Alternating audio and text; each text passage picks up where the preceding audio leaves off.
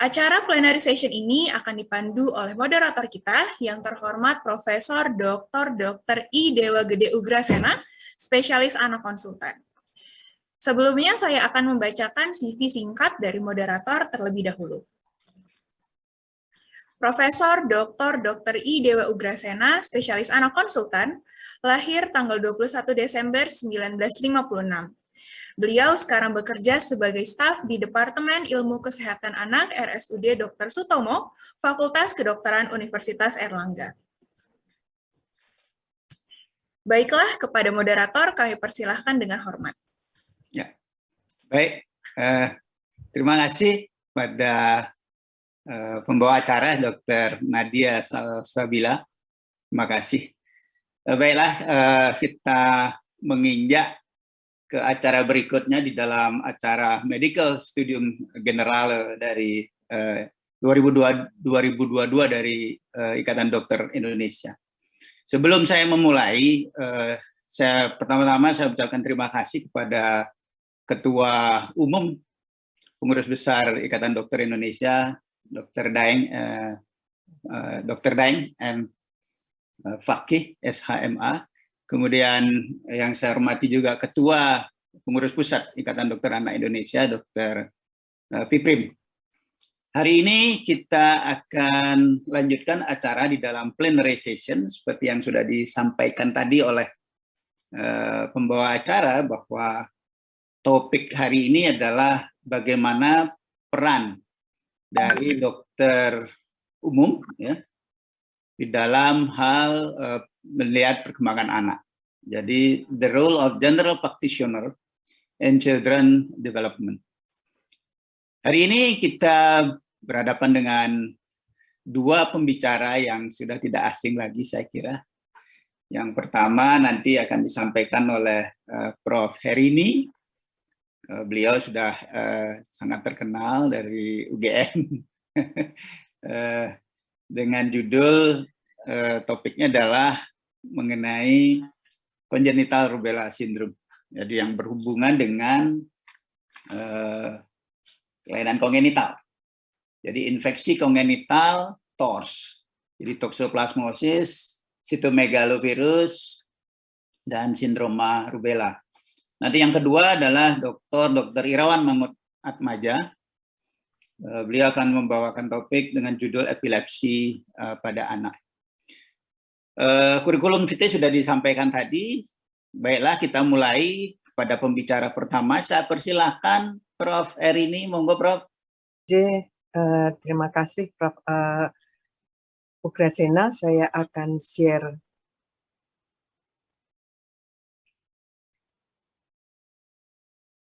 Apakah sudah terlihat? Ampun. Oh iya, tinggal ya. Di slideshow. Ya, selamat siang. Assalamualaikum warahmatullahi wabarakatuh.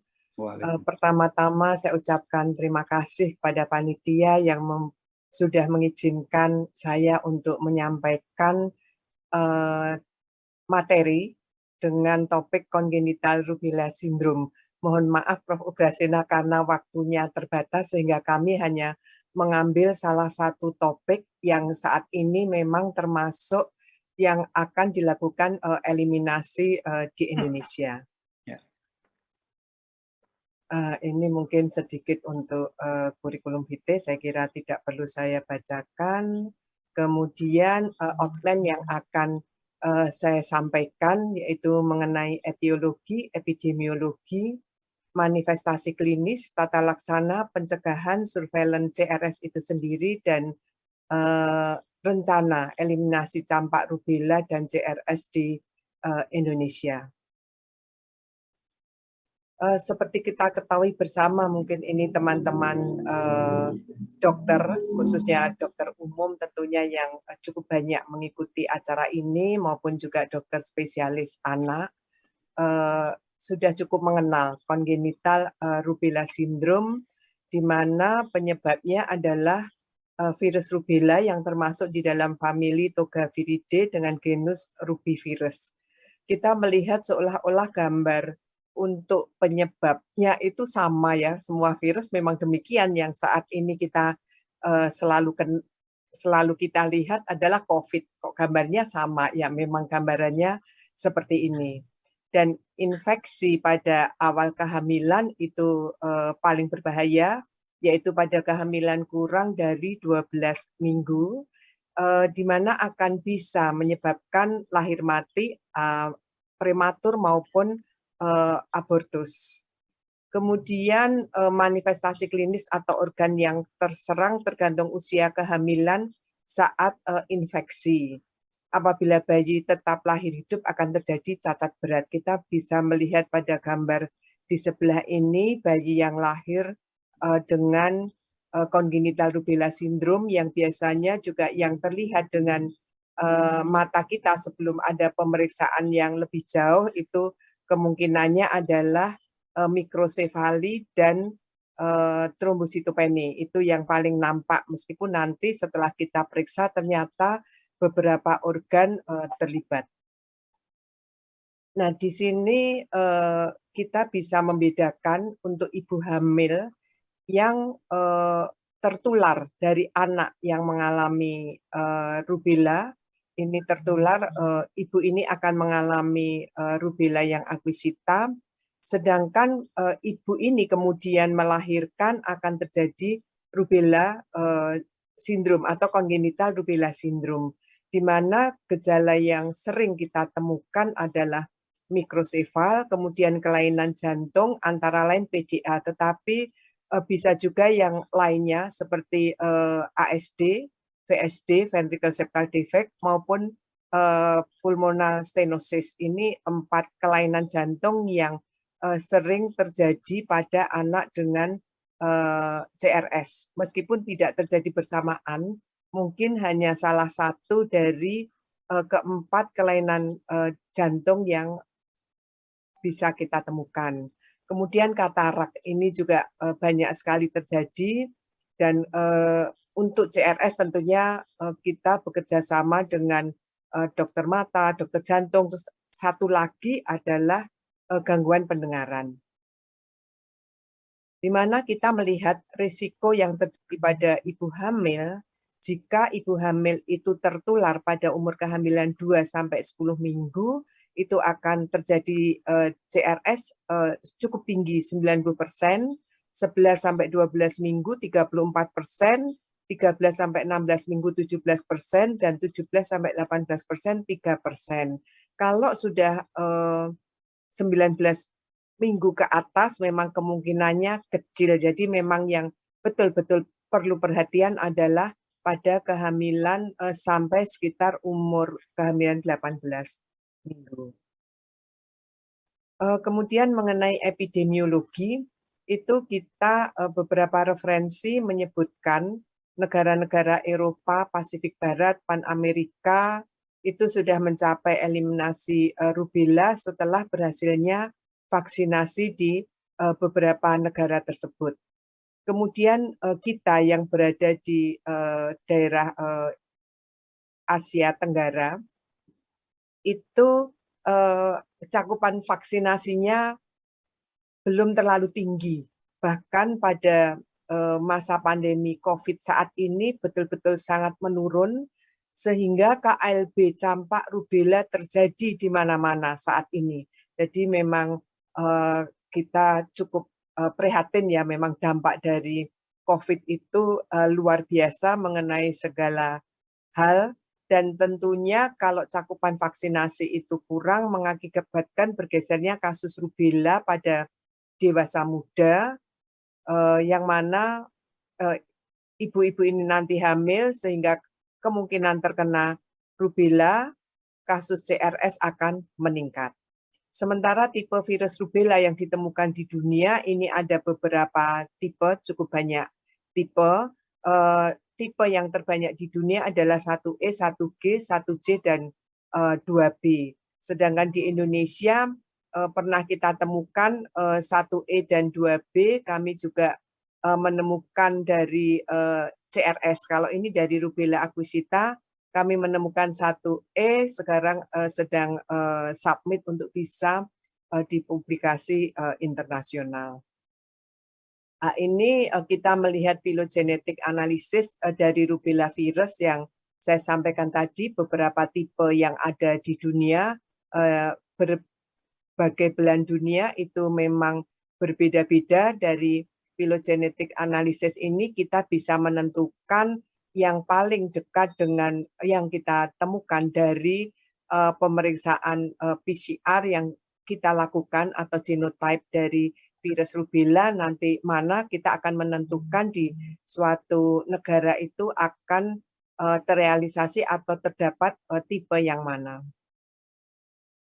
Ya, kembali ke tipe, maaf, itu sebetulnya sangat diperlukan apabila kita akan melakukan eliminasi campak rubella. Sehingga kalau kita sudah mempunyai tipe-tipe apa atau genotyping apa saja yang ada di Indonesia, itu nanti kita akan bisa membedakan seandainya nanti eliminasi kemudian maupun campak yang muncul lagi seperti polio misalnya, kita bisa deteksi apakah virus ini import atau memang lokal asal Indonesia. Tentang global burden of CRS, itu memang sebelum ada vaksin rubella, insiden CRS berkisar 0,1 sampai 0,2 per 1000 kelahiran hidup. Selama sebelumnya, yaitu epidemi, itu cukup tinggi, 0,8 sampai 4 per 1000 kelahiran hidup. Di tahun 2008, secara global WHO menuliskan bahwa jumlah bayi yang lahir dengan CRS itu lebih dari 110.000 bayi. Setiap tahun dari WHO memperkirakan 100.000 bayi lahir dengan CRS, sehingga kalau dihitung sekitar 300 bayi setiap hari lahir dengan CRS. Beban CRS tertinggi di Asia Tenggara termasuk Indonesia itu 40%, Afrika 38%. Untuk manifestasi klinis, kita melihat tadi sudah saya singgung sedikit bahwa manifestasi klinis bisa kita temukan meningoencephalitis meskipun tidak terlalu tinggi, 7%, mikrosefali 23%, mental retardasi 12%. Kemudian kelainan mata bisa kita temukan glaukoma, katarak, pigmentary retinopati, kemudian juga hearing loss cukup tinggi, bisa sampai 60%, hepatosplenomegali, purpura karena trombositopeni, kemudian juga ada kita temukan congenital heart disease juga cukup tinggi, lalu adanya kelainan radiolucent bone dan Lubert Weight. Kemudian bagaimana kita menentukan bahwa kasus itu CRS? Itu pertama, saat ini kita melakukan surveillance baik campak rubella maupun CRS. Di mana untuk CRS yang kita lakukan surveillance itu adalah bayi usia kurang dari 12 bulan dengan minimal 1 gejala klinis pada kelompok A. Ini tentunya kami juga mohon bantuan dengan sangat pada teman-teman sejawat dokter umum tentunya di daerah-daerah mungkin akan menemukan seperti ini. Tentunya diharapkan bisa juga merujuk atau melaporkan kasus tersebut. Jadi yang termasuk di dalam kelompok A adalah gangguan pendengaran, penyakit jantung, katarak kongenital maupun glaukoma kongenital dan pigmentary retinopati. Kemudian kapan kita sebut CRS klinis? Pada bayi usia kurang 12 bulan dengan 2 manifestasi klinis kelompok A, 2 ini, atau 1 manifestasi klinis kelompok A dan 1 manifestasi klinis kelompok B yang tidak sempat kita lakukan pemeriksaan laboratorium misalnya karena mungkin rumahnya jauh untuk bisa diperiksa labnya, kita tidak sempat atau terlewat, kita bisa mendiagnosis kalau ketemu kriteria ini bahwa ini CRS klinis. Kemudian kapan kita mendiagnosis CRS pasti? Kasus suspek CRS dengan pemeriksaan lab, salah satu di antaranya, kita periksa pada bayi kurang dari 6 bulan sebenarnya hanya cukup kita periksa IgM saja. Tidak perlu IgM dan IgG, nanti akan saya jelaskan juga, karena kalau kita lihat ini dilakukan di rumah sakit, tentunya biayanya akan double begitu ya kalau dilakukan IgG, IgM. Sedangkan kalau ini kita lakukan sebagai program surveillance dari Kementerian Kesehatan, memang kita kirim ke laboratorium tertentu yang sudah ditentukan. Jadi hanya untuk IgM, sedangkan untuk bayi usia 6 sampai 12 bulan itu kita periksa keduanya, IgM maupun IgG. Atau IgG 2 kali pemeriksaan dengan selang waktu 1 bulan. Dan kapan kita katakan itu bukan CRS, kalau sudah suspek tetapi tidak memenuhi kriteria klinis dan tidak memenuhi kriteria pasti. Ini kita katakan bahwa itu discarded CRS, meskipun kok klinisnya cocok ya, tapi ternyata semuanya hanya untuk yang pasti dan klinis tidak terbukti. Dan untuk kelompok B ini memang seperti tadi pada gambar yang sudah saya sampaikan sebelumnya. Nah, ini kami juga pernah menulis clinical profile of congenital rubella syndrome di Yogyakarta.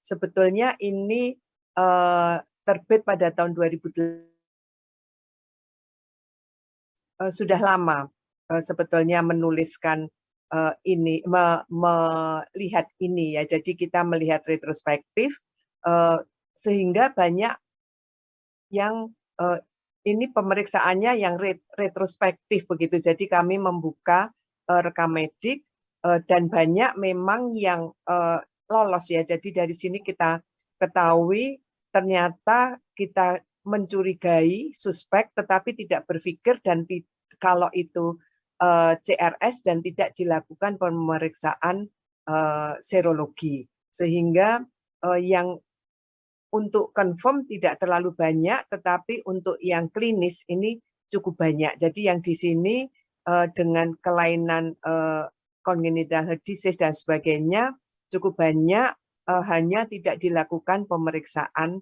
laboratorium. Sedangkan discarded ini tidak memenuhi kedua-duanya. Nah, ini kita lihat tadi mengapa pada usia di bawah 6 bulan itu hanya kita perlukan IgM, IgG belum kita perlukan, karena seandainya IgG ini ditemukan, kemungkinan ini memang masih milik dari orang tuanya. Sedangkan untuk IgM sudah agak meningkat dan sampai usia 1 tahun nanti bisa kita lihat bahwa IgM maupun IgG bisa kita temukan positif. Seandainya IgM ini sudah negatif, kita perlu memeriksa IgG 2 kali. Kalau terjadi bahwa IgG tetap positif untuk pemeriksaan 2 kali dengan jarak minimal 4 minggu, itu bisa kita katakan bahwa merupakan congenital CRS yang pasti. Kemudian untuk untuk tata laksana terlibat ya. Tata laksana sebetulnya tidak ada yang khusus. Jadi tata laksananya ini kalau untuk virusnya tidak ada terapinya, tetapi kita melakukan tindakan sesuai dengan kelainan yang ada. Misalnya ada kongenital kelainan jantung, kita diskusi dengan kardiologi apakah ada tindakan atau tidak, tergantung dari kelainannya. Mungkin PDA bisa menutup sendiri, ASD, VSD juga bisa, kecuali yang memang tidak bisa menutup sendiri sehingga katarak juga akan dilakukan operasi, kemudian menggunakan kacamata 10 dioptri, sedangkan untuk gangguan pendengaran itu bisa dikerjakan bisa diberikan alat bantu dengar tergantung dari berat ringannya untuk SNHL atau ketuliannya.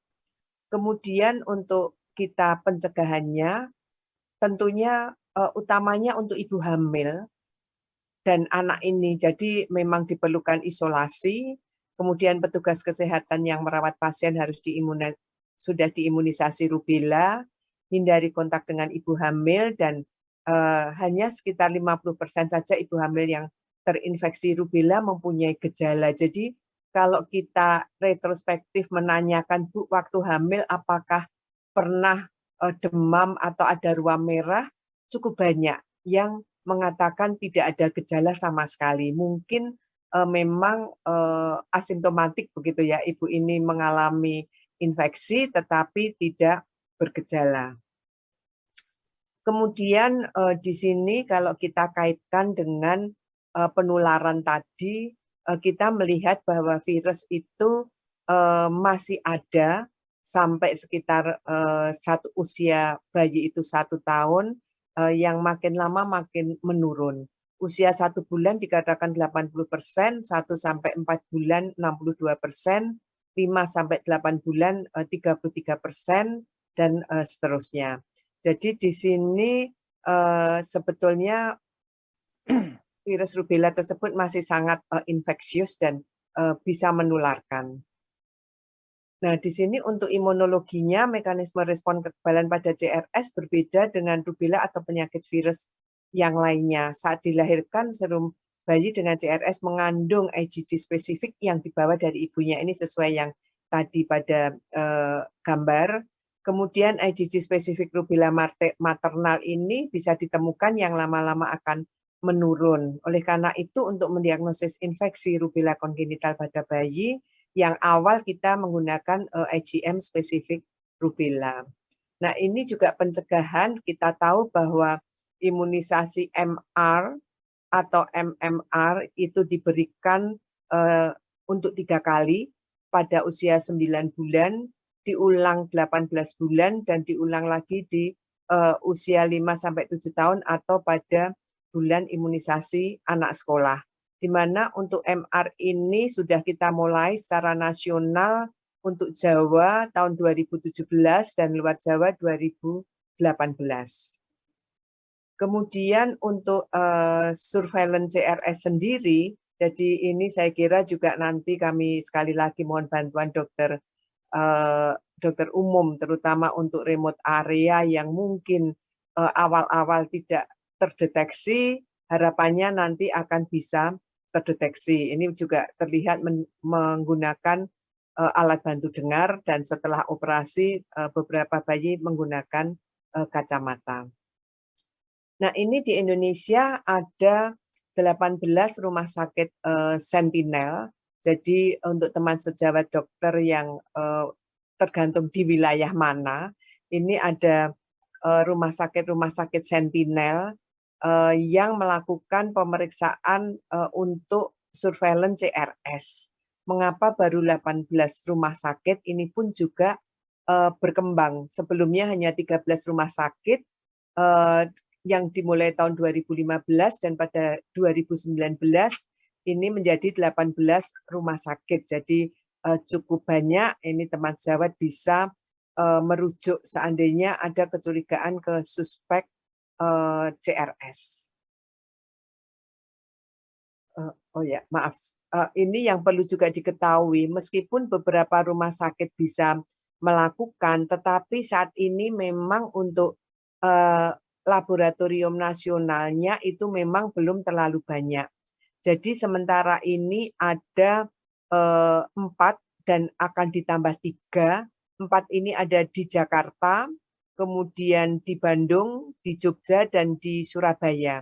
Sedangkan yang akan 3 itu beberapa sudah berjalan tetapi belum semuanya, itu ada di Palembang, kemudian ada di Makassar, dan 1 lagi rencana di Jakarta. Kemudian pemeriksaan serologi, tadi saya kira ini sudah saya sampaikan, tidak perlu saya ulang lagi.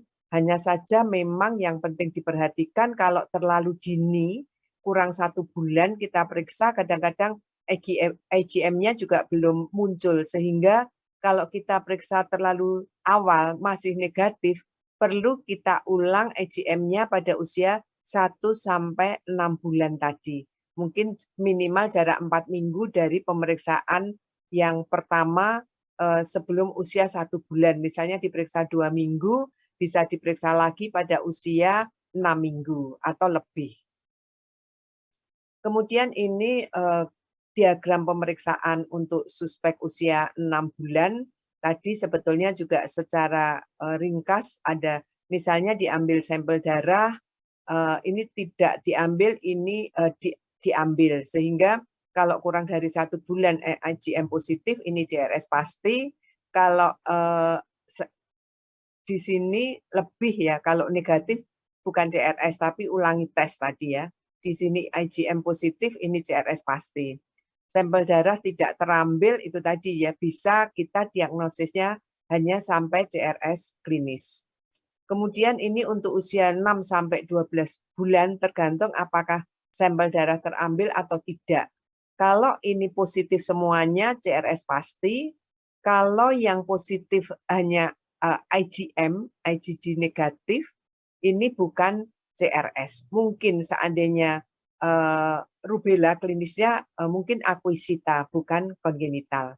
Sedangkan kalau darah tidak diambil, itu tergantung kita akan yang seperti saya sampaikan tadi, perlu ada apakah akan masuk ke CRS klinis atau bukan.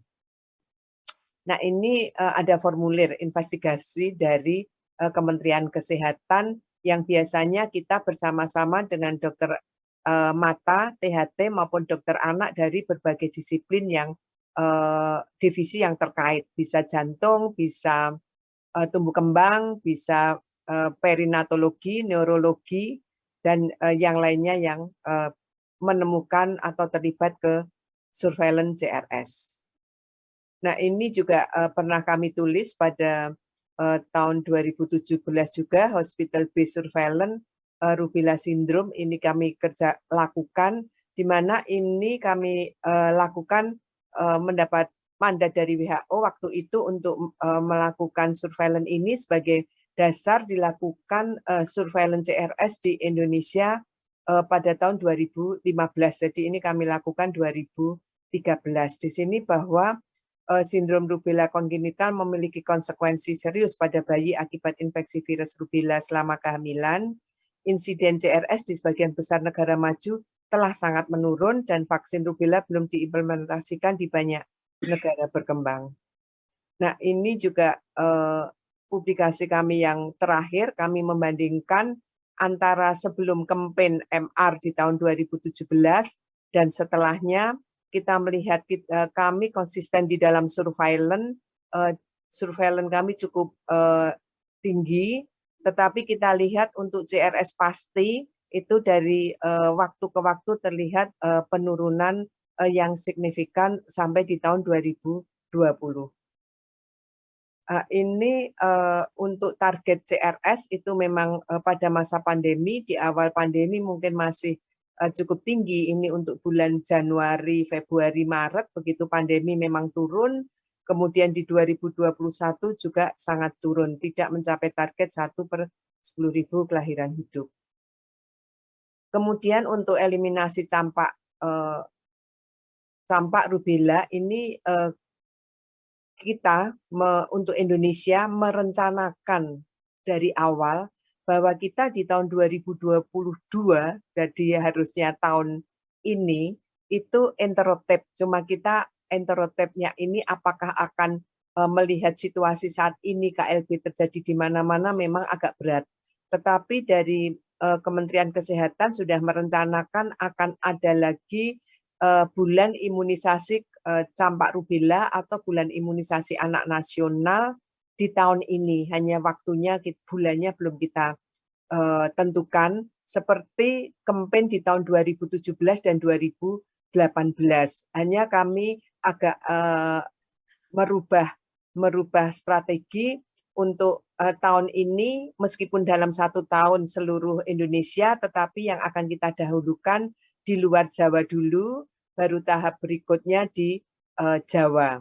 Dan yang akan dilakukan imunisasi massal ini di seluruh provinsi kecuali Provinsi Jogja DIY dan Provinsi Bali, itu berdasarkan pertemuan yang terakhir. Kemudian regional 1 harapannya Jawa dan Sumatera, sedangkan regional 2 itu di luar pulau tersebut. Dan kalau kita bisa mencapai ini, itu regional 1 interrupted 2022, regional 2 2023, kalau 3 tahun berturut-turut tidak kita temukan kasus, di 2026 akan eliminasi. Nah, ini juga eliminasi di negara lain seperti di Italia. Jadi untuk menentukan imunisasi ini di berbagai negara berbeda-beda, kita akan imunisasi itu di beberapa wilayah juga akan berbeda-beda.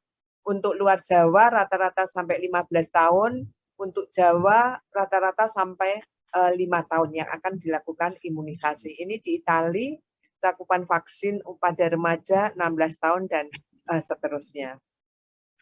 Kemudian ini untuk regional Asia Tenggara, pada tahun 2020 kita memang rapotnya masih merah, hampir sama dengan India, baik di eliminasi measles, rubella, kemudian juga imunisasi, surveillance, laboratorium maupun outbreak. Jadi kita masih merah, tetapi kita dipacu terus untuk bisa menjadi hijau. Sementara yang hijau dilaporkan terakhir untuk 2021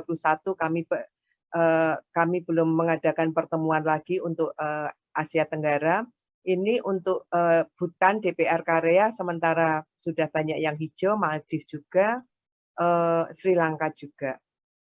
Saya kira itu simpulan terakhir bahwa kelainan yang khas untuk CRS, kelainan jantung, katarak, sensory neural hearing loss atau ketulian, infeksi pada awal kehamilan paling berbahaya pada usia kehamilan kurang dari 12 minggu, diagnosis CRS ditegakkan dengan pemeriksaan IgM positif pada usia kurang dari 6 bulan, IgG dan IgM positif atau kenaikan titer IgG pada 2 kali pemeriksaan untuk bayi usia 6 bulan 12 bulan.